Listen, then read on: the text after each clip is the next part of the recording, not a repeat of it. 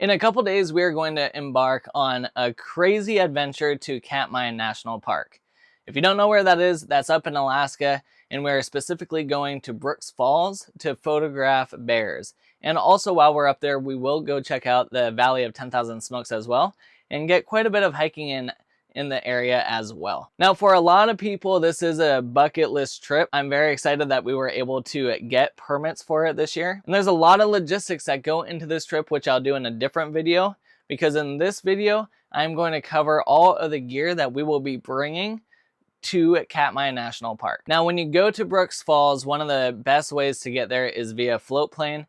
And with that, you have weight limits on the amount of gear that you can bring, which is 50 pounds per person. Now, the problem with that for us is we are camping, we are not staying in a lodge, and I'm bringing a lot of camera gear, which is very heavy. That 100 pounds between the two of us gets eaten up very quickly between the camping supplies, the food that we are bringing, and all of my camera gear. So for us, because we aren't backpacking anywhere, we are gonna have a little bit of comforts that we typically don't have while we're backpacking, but also we have to factor in weight and bulkiness of items as well. So for the most part, all of our gear, minus all the camera gear, will fit into this bag. That is so big it doesn't even fit in the screen. That bag has some of my camera gear, like my tripod.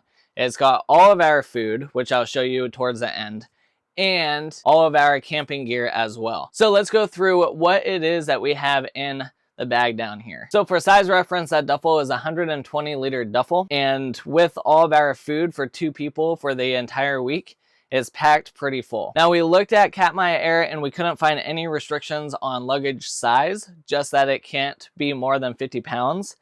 So hopefully the 120 liters will be okay. I've heard in some areas in the world, if you're taking small places, they'd rather have like duffels that are 50 liters, but I couldn't find any restrictions on this, so we'll make this work. So to start off, we have some pillows. These are from Wise Owl. We also have a hammock we are not bringing from them as well.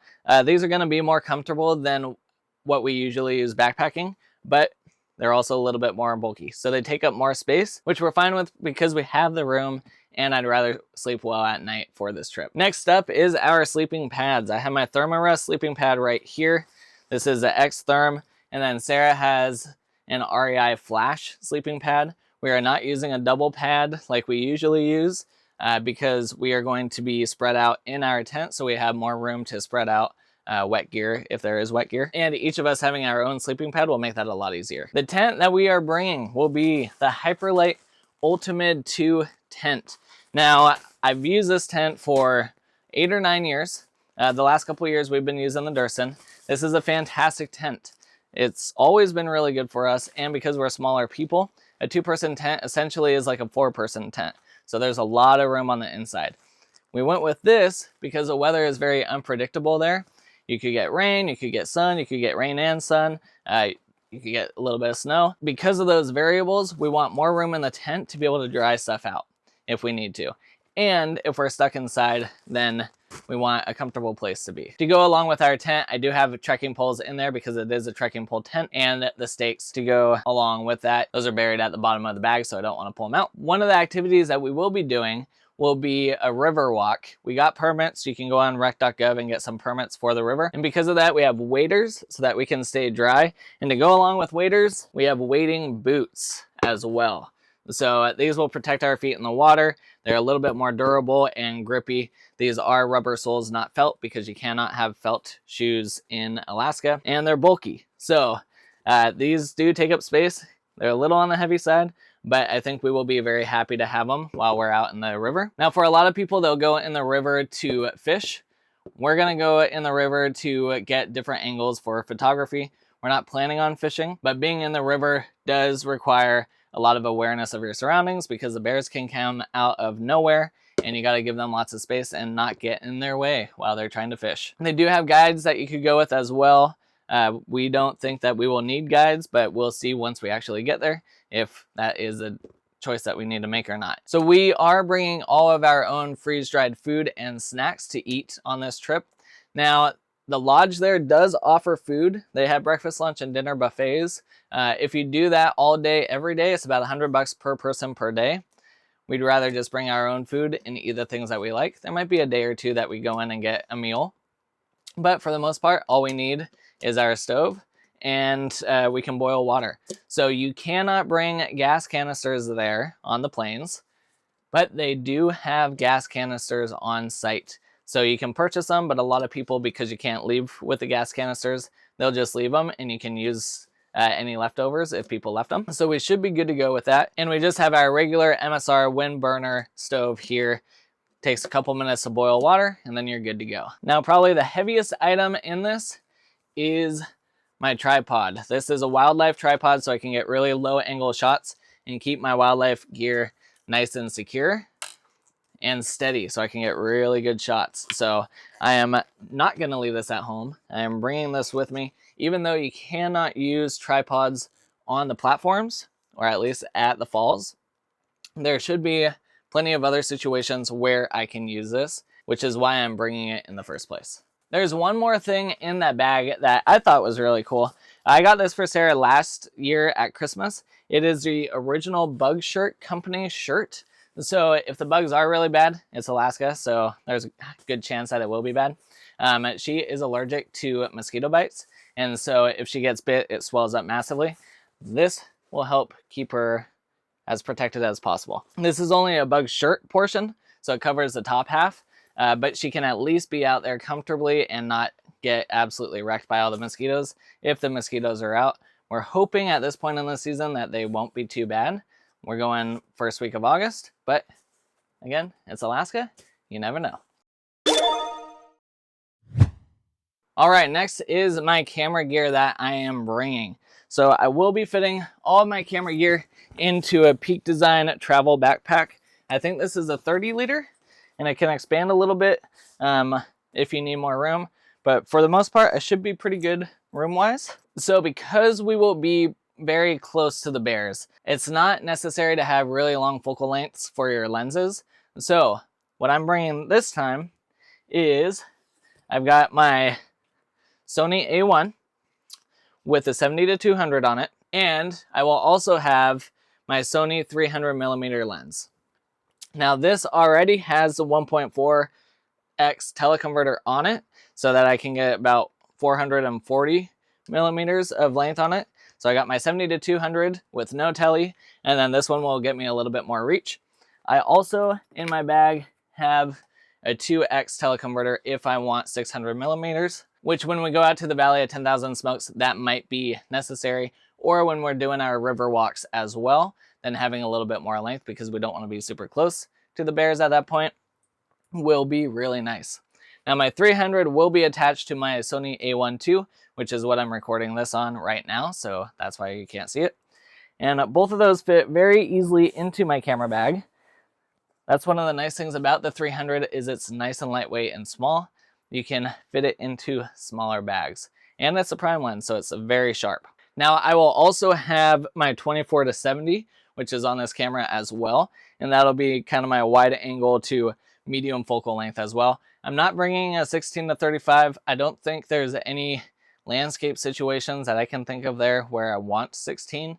And worst case, if I need something a little wider, then I'll just shoot some panos and stitch them together. So for anything wide like that, not really worried about it. My 24-70, my 70-200, and my 300 should cover pretty much everything that I can think of that I want to shoot while we're up there. I've got lots of batteries that I'm bringing, and this is a battery charger that I usually use because it can charge 2 at once.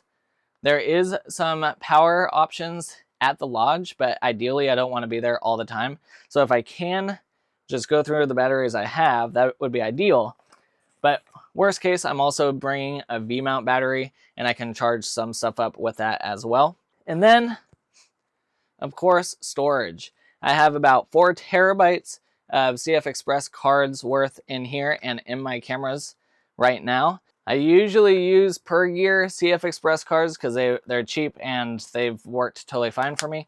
But I do have Nova Chips 1.6 terabyte cards in my Sony A1 II right now, which those are supposed to be faster than the per gears, and it's a ton of storage. So on my cameras, I always run 2 CF Express cards, and they are mirroring each other. So if anything fails, then I have a backup ready to rock and roll. So yes, it's kind of expensive to have those cards. So I try to minimize failures as much as possible because I don't want to lose any data if possible. And then finally, if the weather is absolutely crappy and it's raining out, I'm not gonna not shoot photos of the bears. So I do have rain covers for my 70 to 200 and then my 300. Actually, this one from Think Tank is for 600 millimeters. So this is extremely large. Overkill for what I'm using. Probably could have just used this, but I do have both of these with me in case the weather sucks. So that's everything that will be fitting in my camera bag, and all of that fits right here. Also, we will be bringing binoculars as well, which Sarah will probably have on her hip so that she can kind of scout around and look around. There are lynxes and wolves in the area as well that we might be able to see, so hopefully we can kind of spot one of those and get some photos of those. The main goal here is the bears, to see all the bears, get all the cool photos of the bears, and seeing the bears fishing for the salmon. But I will not be sad if we see a lot of other wildlife as well. All right, we are done with the camera gear. So now I will go ahead and show you the food that we are bringing with us. Okay, so here's kind of a layout of our food for every single day that we're in Katmai National Park. We have everything laid out day by day. We have breakfast ideas, little snacks throughout the day, and then we have a big dinner for us each night. We combined all of our dinners into one since we'll just be sharing. And if we have different tastes in breakfasts, then we have separation on that as well. So lots of protein. All of our oatmeals and stuff will have protein powder to put in there, so then we are more full throughout the day. Pretty high protein snacks throughout the day, and then quite a bit of protein and vegetables and some carbs for dinner time as well. Now, the idea is you can only have food in very specific sections at the park, mainly where we are camping.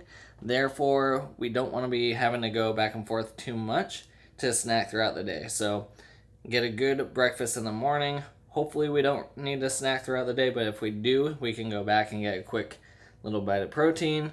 And then when we go back for later in the evening, then we can fill up at dinner time. And then worst case scenario, if we, for whatever reason, don't have enough food, which I think we have plenty of food, they do have the meals in the Brooks Lodge that we can go get there as well. All right, so the only other thing that we did not show is all the clothes that we are bringing. So clothing can add up in weight pretty quickly. Sarah is planning to change every single day. I will probably go a day or two without changing clothing and then swap. I might be a little stinkier, but I'm also bringing most of the weight with my camera gear, so I got to make up for it by being smellier. But for the most part, we aren't hiking and working super hard, so I shouldn't be nearly as sweaty as if we are on backpacking trips, so it should be okay. And we also have showers, which we never get that outdoors. So unless you're at an alpine lake or you're jumping in a creek, you never get clean. So that should do it for our gear video. If you have any questions about the gear that we are bringing, go ahead and let me know down in the comments. We're very excited to go on this trip. Like I said, this is kind of a bucket list trip, and I'm very excited that we were able to get permits there. And I will be sharing with you all the logistics that went into this trip in another video. So if you enjoyed this one, hit the like button, subscribe to the channel, and we will see you in the next one.